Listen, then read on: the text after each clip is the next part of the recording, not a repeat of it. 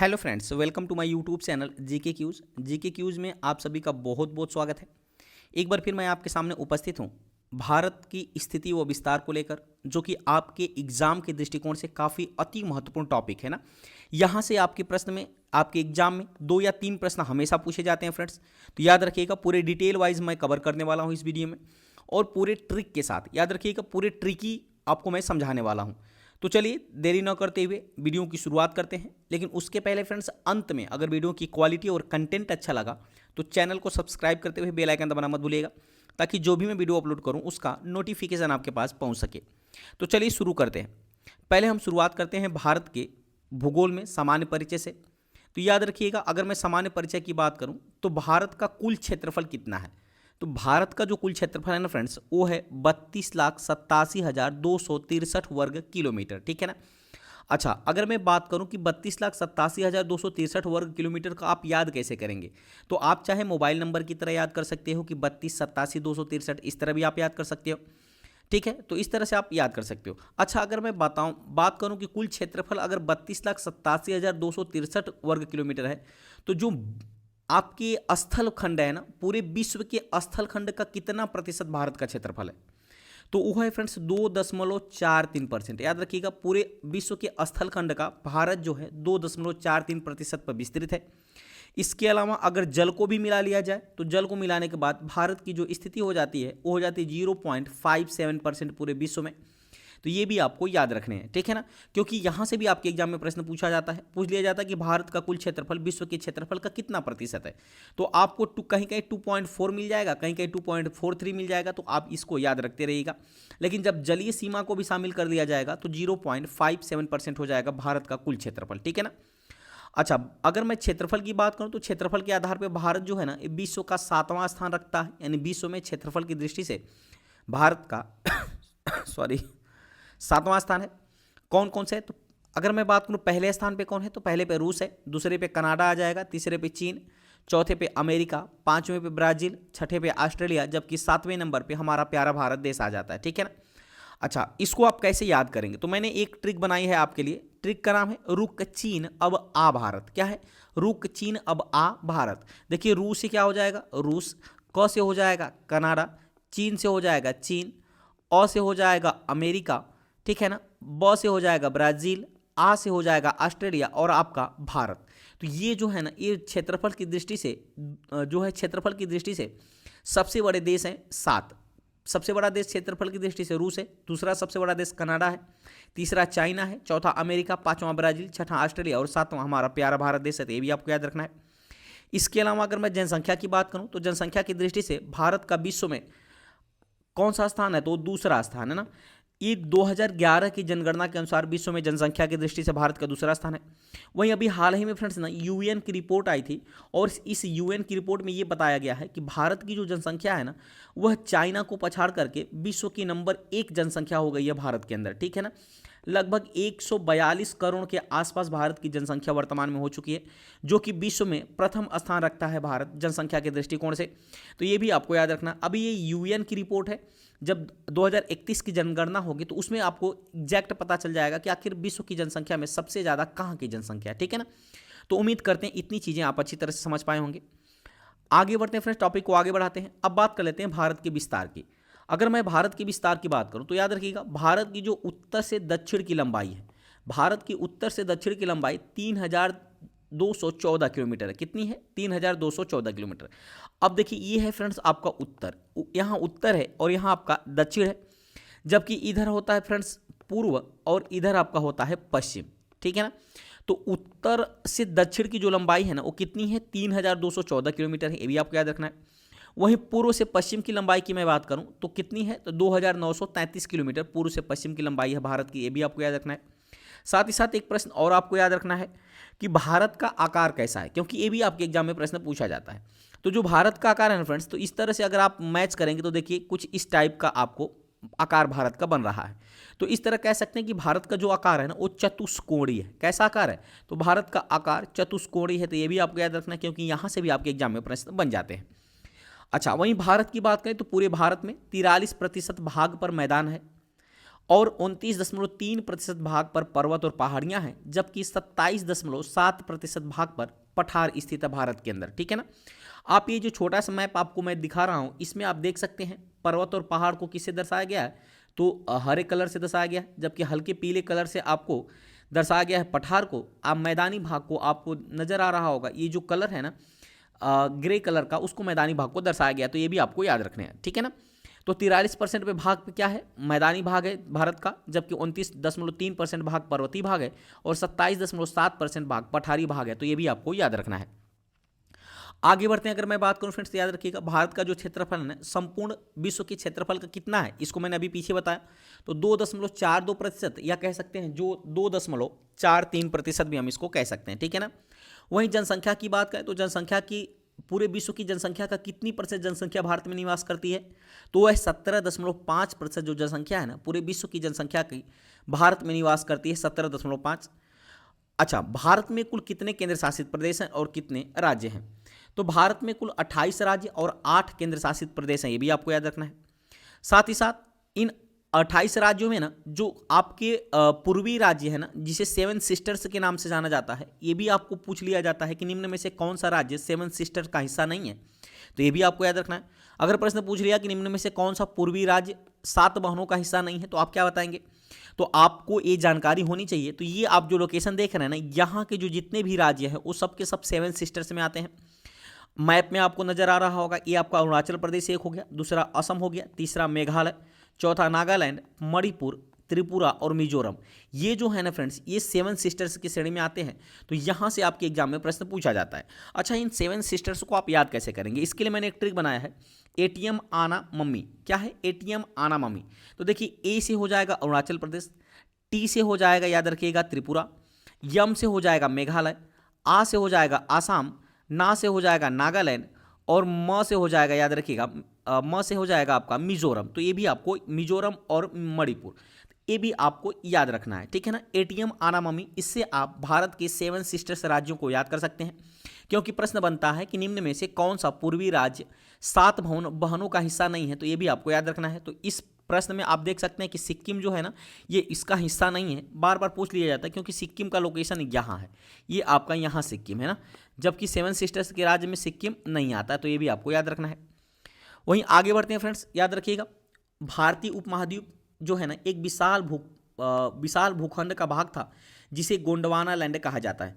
वैसे भारत जो था ना फ्रेंड्स, वो अंगारा लैंड का हिस्सा था।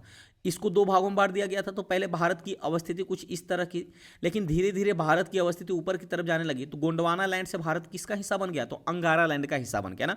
यानी इस निचले भाग को गोंडवाना लैंड कहा गया और ऊपरी भाग को अंगारा लैंड कहा गया। तो सॉरी, नीचे अंगारा लैंड है और ऊपर गोंडवाना लैंड है। तो भारत वर्तमान में किसका हिस्सा है, तो गोंडवाना लैंड का हिस्सा है। तो ये भी आपको याद रखना है, यहाँ से भी आपका प्रश्न बनता है। वहीं इसके पहले मैं आपको बता दिया हूँ कि भारत का आकार चतुष्कोणीय आकार है, ये भी आपको याद रखना है। साथ ही साथ एक प्रश्न आपके एग्जाम में पूछा जाता है कि भारत का उत्तरी गोलार्ध और पूर्वी देशांतर, अगर भारत किस में स्थित है, यानी किस दिशा में स्थित है, तो भारत उत्तरी गोलार्ध में। अगर गोलार्ध पूछे तब तो आप उत्तरी गोलार्ध बताएंगे, लेकिन किस देशांतर में स्थित है, तो पूर्वी देशांतर में स्थित है। कैसे, देखिए अगर मैं पृथ्वी को 2 भागों में बांटूं देशांतर के रूप में, तो इधर वाला भाग जो होता है वो पश्चिमी देशांतर होता है, इधर वाला भाग जो है पूर्वी देशांतर। तो भारत का लोकेशन कुछ आपको यहाँ नजर आ रहा है। तो इस तरह से देशांतरी के परिप्रेक्ष्य में पूछे तो भारत पूर्वी देशांतर में स्थित है। ठीक है ना। अगर आपसे प्रश्न पूछ लिया जाए अक्षांश के, तो ये आप जो देख रहे हैं रेखा ना, ये कैसी रेखा है, तो ये जो रेखा है फ्रेंड्स, ये आपकी इक्वेटर है, यानी भूमध्य रेखा है। तो भूमध्य के ऊपर वाला भाग को उत्तरी गोलार्ध और नीचे वाले भाग को दक्षिणी गोलार्ध कहा जाता है। तो इस तरह से भारत कहाँ स्थित है, तो भूमध्य रेखा के ऊपर है। तो इस तरह कह सकते हैं कि उत्तरी गोलार्ध में स्थित है। अगर गोलार्ध पूछेगा तो उत्तरी गोलार्ध, जबकि देशांतर पूछेगा तो पूर्वी देशांतर में भारत की अवस्थिति है, ये भी आपको याद रखना है। वहीं आपसे अक्षांशी और देशांतरी विस्तार पूछ लेता है। तो भारत का जो अक्षांशी विस्तार है ना, वो है 8°4' उत्तरी अक्षांश से लेकर के 37°6' उत्तरी अक्षांश में। ठीक है ना। अच्छा, देशांतरी विस्तार पूछेगा तो 68°7' पूर्वी देशांतर से लेकर के 97°25' पूर्वी देशांतर, इसका देशांतरी विस्तार है। सीधा सीधा एग्जाम में प्रश्न पूछ लिया जाता है। अभी हाल ही में जो BPSC TRE2 का एग्जाम हुआ था, उसमें भी एक प्रश्न पूछा हुआ था कि भारत का अक्षांशी विस्तार और देशांतरी विस्तार कितना है, तो ये भी आपको याद रखना पड़ेगा। ठीक है ना। चलिए आगे बढ़ते हैं फ्रेंड्स। अगर आगे बात करें तो याद रखिएगा भारत में जो समय का निर्धारण है ना वो कैसे किया जाता है। तो भारत में याद रखिएगा जो समय है ना, भारत का जो समय रेखा है वो कितने डिग्री है, तो 82.5 डिग्री जो है ये मानक समय रेखा है।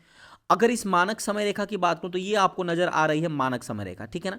ये जो बीच वाली रेखा आपको नजर आ रही है ये क्या है, मानक समय रेखा है, ठीक है ना।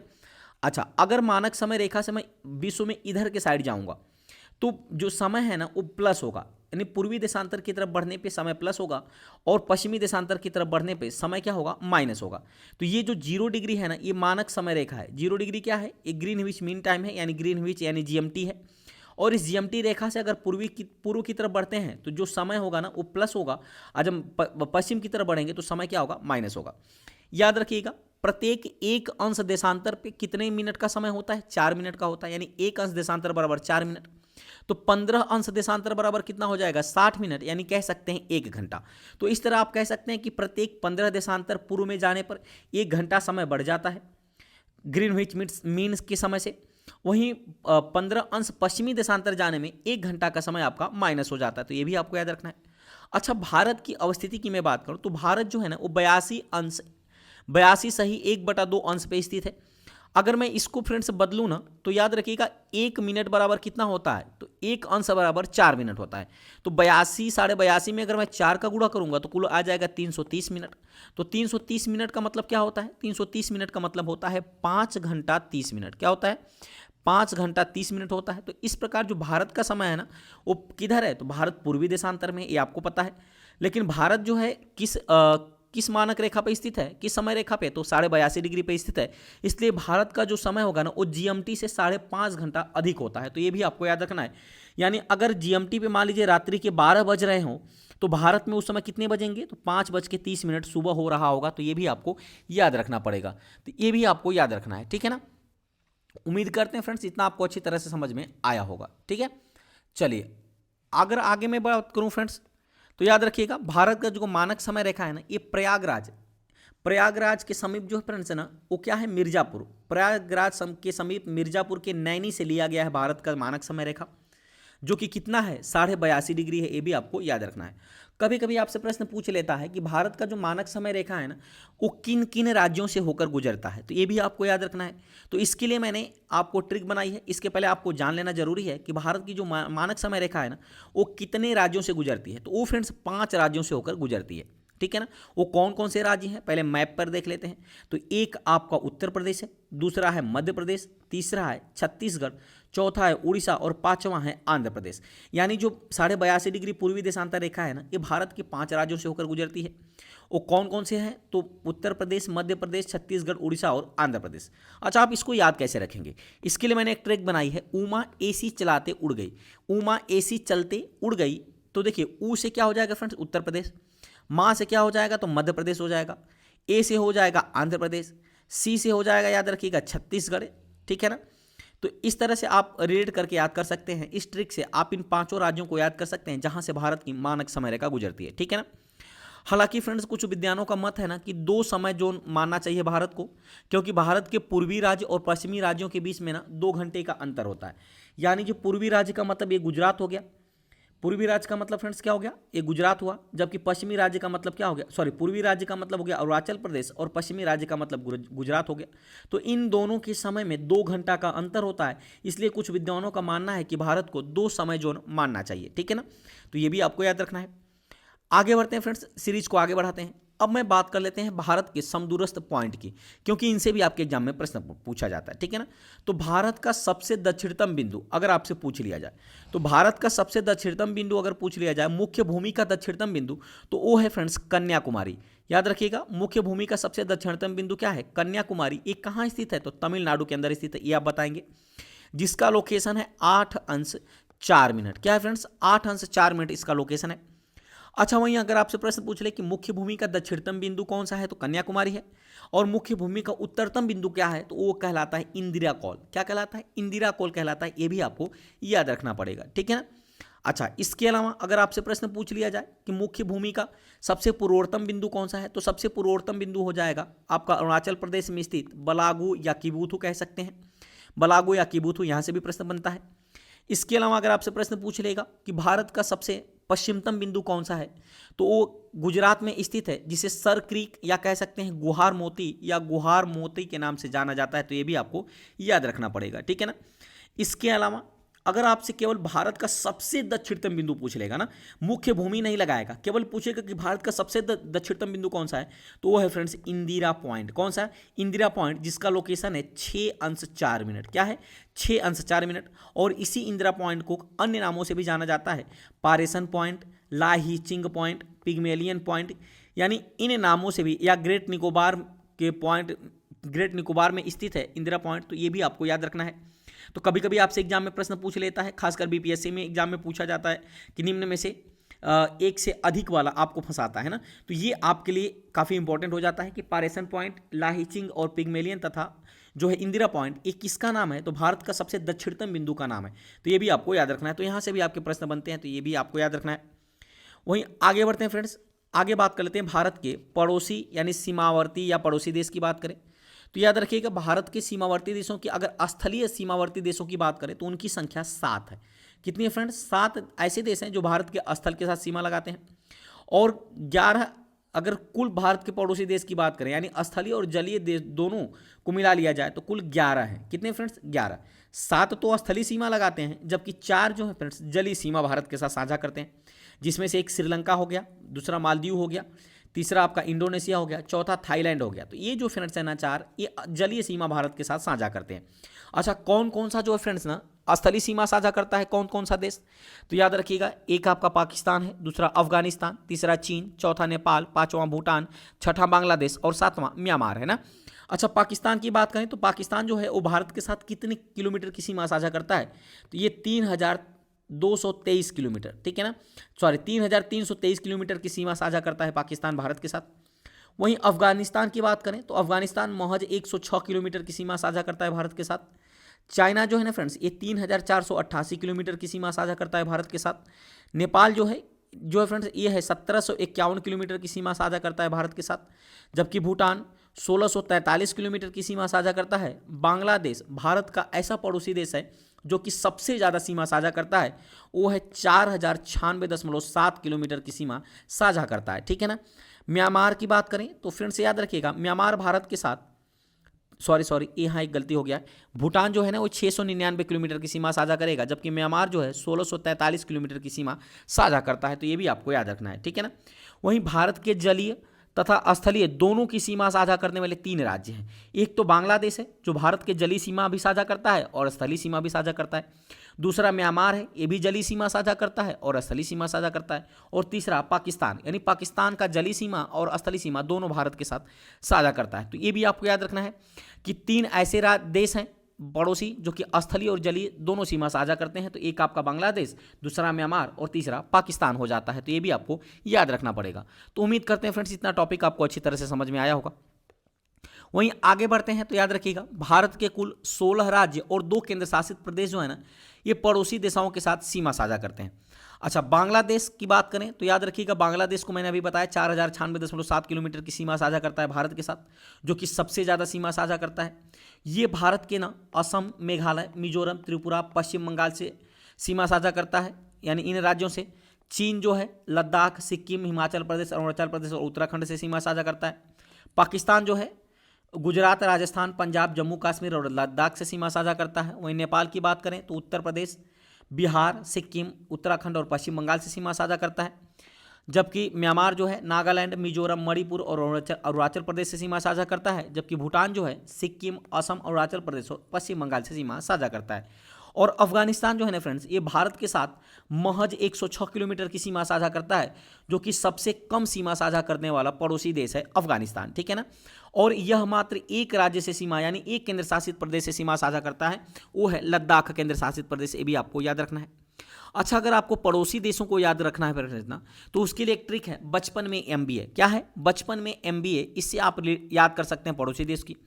तो ब फॉर आपका बांग्लादेश हो जाएगा, च फॉर चीन हो जाएगा, प फॉर पाकिस्तान, न for Nepal, M for Myanmar, और व फॉर भूपाल, बी फॉर जो भूटान हो जाएगा, और ए फॉर अफगानिस्तान हो जाएगा, ठीक है ना। तो ये जो 7 देश हैं ना, ये स्थलीय सीमा साझा करते हैं, जिनमें से 3 ऐसे देश हैं जो जलीय सीमा साझा करते हैं। एक तो बांग्लादेश, दूसरा पाकिस्तान और तीसरा म्यांमार। ये स्थलीय और जलीय दोनों सीमा साझा करते हैं भारत के साथ। तो उम्मीद करते हैं इतना टॉपिक आप अच्छी तरह से समझ पाए होंगे। आगे बढ़ते हैं फ्रेंड्स, अब हम आगे बात कर लेते हैं पड़ोसी देश से लगा हुआ सबसे संबद्ध राज्य, यानी कह सकते हैं कि किस देश की सर्वाधिक सीमा साझा करता है किसी पड़ोसी देश से। तो बांग्लादेश के साथ सबसे ज़्यादा अगर कोई राज्य सीमा साझा करता है भारत का, तो वो है पश्चिम बंगाल। चीन से सबसे ज़्यादा सीमा साझा करता है लद्दाख। पाकिस्तान से सबसे ज़्यादा सीमा साझा करता है राजस्थान राज्य भारत का। नेपाल से सबसे ज़्यादा सीमा साझा करता है भारत का राज्य बिहार। म्यांमार से सबसे ज़्यादा सीमा साझा करता है भारत का राज्य मिजोरम, जबकि भूटान से सबसे ज़्यादा सीमा साझा करता है असम, और अफगानिस्तान के लद्दाख सीमा साझा करता है। तो ये भी आपको याद रखना है। वहीं एक प्रश्न आपसे बार बार पूछा जाता है कि भारत और चीन के बीच रेखा को किस नाम से जाना जाता है। तो भारत और चीन के बीच जो खींची गई रेखा है ना, उसे मैकमोहन रेखा के नाम से जाना जाता है ना, जिसका निर्धारण 1914 में शिमला में किया गया था। तो ये भी आपको याद रखना है। साथ ही साथ भारत और अफगानिस्तान, जो कि वर्तमान में पाकिस्तान और अफगानिस्तान के बीच है, इसको किस नाम से जाना जाता है, यानी इस सीमा रेखा को किस नाम से जाना जाता है। तो डुरंड रेखा के नाम से जाना जाता है ना, जिसका निर्धारण 1896 में किया गया था। वहीं रेड क्लिफ सीमा रेखा की बात करें तो ये भारत और पाकिस्तान के बीच सीमा रेखा को रेड क्लिफ के नाम से जाना जाता है, जिसका निर्धारण 15 अगस्त 1947 को सर सीजे रेड क्लिफ के द्वारा इसका निर्धारण किया गया था। तो ये भी आपको याद रखना है, ठीक है ना। अच्छा, वहीं अगर आपसे प्रश्न पूछे कि भारत का सबसे निकटतम समुद्री पड़ोसी देश कौन सा है, तो वो है श्रीलंका। कौन है फ्रेंड्स? श्रीलंका। अच्छा, एक आपको यूपीपी के एग्जाम में एक प्रश्न आपसे पूछ लिया था कि भारत और श्रीलंका के बीच जो खाड़ी है ना, उसे किस नाम से जाना जाता है। तो पाक जलडमरू मध्य है ना, पाक जलडमरू मध्य। तो याद रखिएगा, यही सीधा सीधा प्रश्न आपके यूपीपी के एग्जाम में पूछ लिया था। आगे बढ़ते हैं फ्रेंड्स, अब बात कर लेते हैं प्रादेशिक समुद्री सीमा की।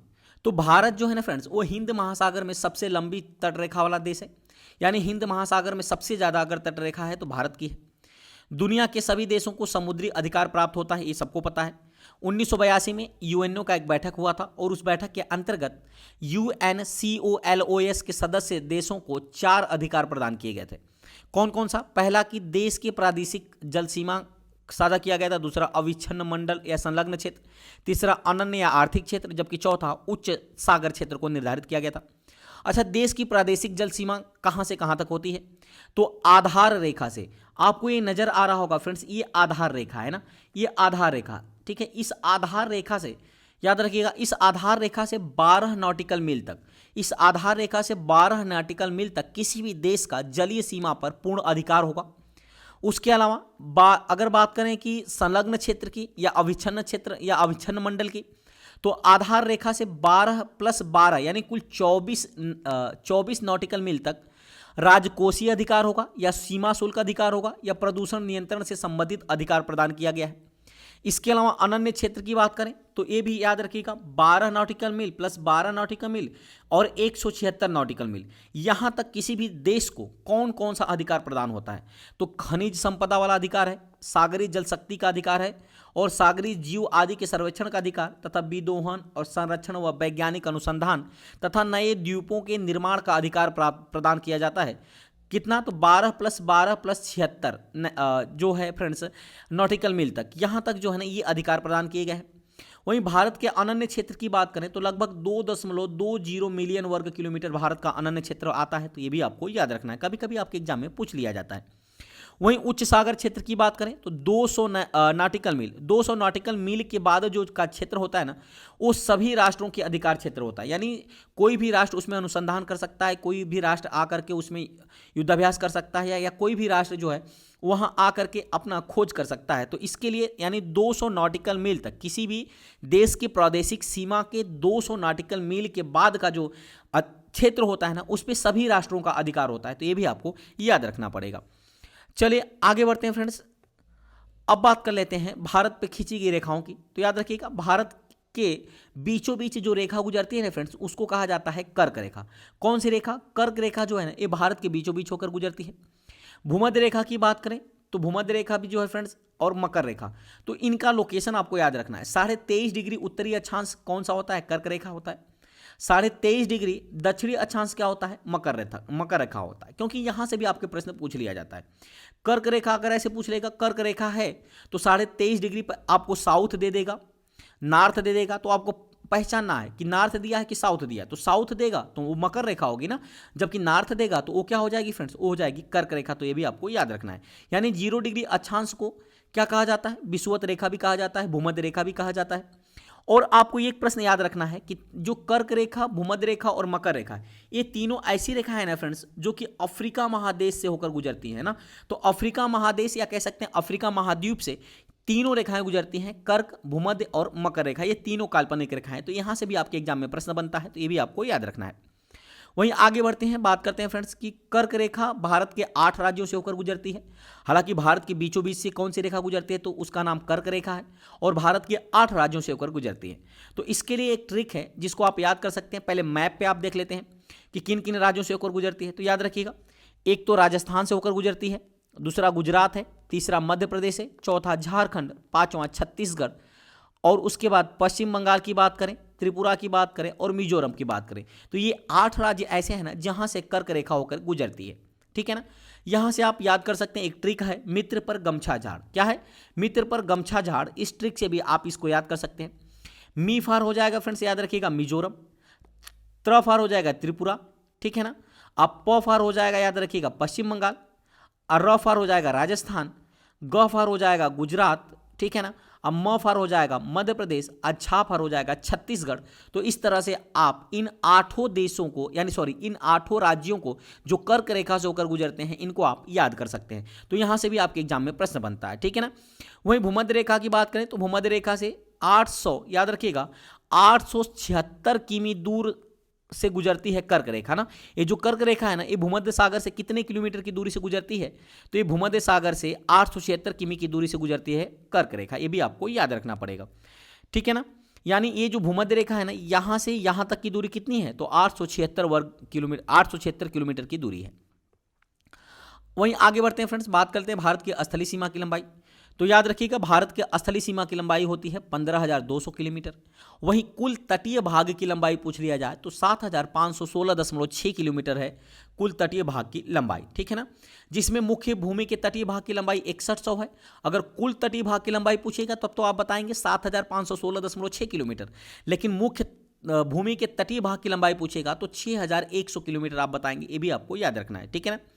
लेकिन अगर वहीं आपसे पूछ ले कि भारत की सीमा की कुल लंबाई कितनी है, यानी स्थलीय और जलीय दोनों को मिला लिया जाए, तो स्थलीय सीमा की लंबाई 15,200 किलोमीटर है, जबकि 7,516.6 किलोमीटर जो है ना, ये कुल तटीय भाग की लंबाई है। तो इस प्रकार कह सकते हैं कि भारत के सीमा की कुल लंबाई हो जाएगी 22,716.6 किलोमीटर। तो ये भी आपको याद रखना पड़ेगा, ठीक है ना। वहीं एक प्रश्न और आपको याद रखना है कि भारत के सबसे लंबी तटरेखा वाला राज्य कौन सा है, तो वो है गुजरात, जबकि दूसरा आंध्र प्रदेश है ना। भारत का सबसे लंबा तटरेखा वाला राज्य गुजरात है और दूसरे स्थान पे कौन है, तो आंध्र प्रदेश। ये भी आपको याद रखना है। जबकि सबसे लंबी तटरेखा अंडमान निकोबार द्वीप समूह की है, ये भी आपको याद रखना है, ठीक है ना। चलिए आगे बढ़ते हैं। अगर आगे बात करें फ्रेंड्स तो याद रखिएगा, जो 3 देश है ना भारत के साथ सीमा साझा करते हैं, तो कौन कौन से हैं, है ना। किस राज्य से, यहां से भी प्रश्न पूछ लिया जाता है कि किस राज्य से 3 देश सीमा साझा करते हैं। तो ये बीपीएससी के एग्जाम में पूछा गया प्रश्न है। तो याद रखिएगा, ये आपका लद्दाख है ना, ये लद्दाख एक केंद्र शासित प्रदेश आपको नजर आ रहा है। इस लद्दाख राज्य केंद्र शासित प्रदेश से 3 देश सीमा साझा करते हैं। एक तो चाइना से साझा करता है, दूसरा अफगानिस्तान और तीसरा पाकिस्तान। तो ये भी आपको याद रखना है। इसके अलावा अगर पश्चिम बंगाल की बात करें तो इससे भी 3 देश सीमा साझा करते हैं, नेपाल, भूटान और बांग्लादेश। आप देख पा रहे हैं, ये आपका नेपाल है, ये आपका भूटान है और ये आपका बांग्लादेश है, जो कि पश्चिम बंगाल के साथ 3 देश सीमा साझा करते हैं, ठीक है ना। वहीं सिक्किम के साथ भी 3 देश सीमा साझा करते हैं। एक नेपाल हो गया, दूसरा चीन और भूटान। ये आपको लोकेशन नजर आ रहा होगा, चीन, नेपाल और भूटान। ये जो 3 देश है ना फ्रेंड्स, ये सिक्किम से सीमा साझा करते हैं। साथ ही साथ सिक्किम से पश्चिम बंगाल भी सीमा साझा करता है, जो कि भारत का एक राज्य है। वहीं अरुणाचल प्रदेश की बात करें तो अरुणाचल प्रदेश से भी 3 देश सीमा साझा करते हैं। एक तो आपका भूटान हो जाएगा, दूसरा आपका चाइना हो जाएगा और तीसरा म्यांमार जो है। ये 3 जो हैं अरुणाचल प्रदेश से सीमा साझा करते हैं देश। ये भी आपको याद रखना है। आगे बढ़ते हैं फ्रेंड्स, अब हम बात कर लेते हैं कि 3 तरफ से भारत जो है ना, इस समुद्र से घिरा हुआ है। अच्छा, इधर नीचे की तरफ देखेंगे तो भारत के जो निचले हिस्सा में है यानी दक्षिण में हिंद महासागर, और पूर्व की बात करें तो बंगाल की खाड़ी, जबकि पश्चिम में अरब सागर स्थित है। चूंकि भारत का जो दक्षिणी भाग है ना, ये 3 ओर से जल से घिरा हुआ है, इसकी वजह से इसको दक्षिणी भारत को प्रायद्वीपीय भारत के नाम से जाना जाता है। ये भी आपको याद रखना पड़ेगा, ठीक है ना। अच्छा, एक होता है महाद्वीप, एक होता है द्वीप। तो महाद्वीप किसे कहते हैं फ्रेंड्स, तो याद रखिएगा, यानी वह भूमि जो चारों ओर से जल से घिरी हुई होती है उसको क्या कहा जाता है, महाद्वीप कहा जाता है। और वह भूमि जो 3 साइड से जल से घिरी हो उसे द्वीप कहा जाता है। तो ये भी आपको याद रखना है, ठीक है ना। चलिए आगे बढ़ते हैं। अगर मैं आगे बात करूं फ्रेंड्स, तो याद रखिएगा, बहुत ही महत्वपूर्ण चैनल जो भारत को अलग करते हैं, तो 8 डिग्री चैनल की मैं बात करूं तो 8 डिग्री चैनल जो है ना, वो मालदीव और मिनिकॉय को अलग करता है। किसको अलग करता है फ्रेंड्स, मालदीव और मिनिकॉय को अलग करता है 8 डिग्री चैनल, ठीक है। आप इसका स्क्रीनशॉट देख सकते हैं। चलिए अब आगे की चर्चा हम अगले वीडियो में करते हैं, तब तक के लिए बहुत बहुत धन्यवाद। Thanks for watching.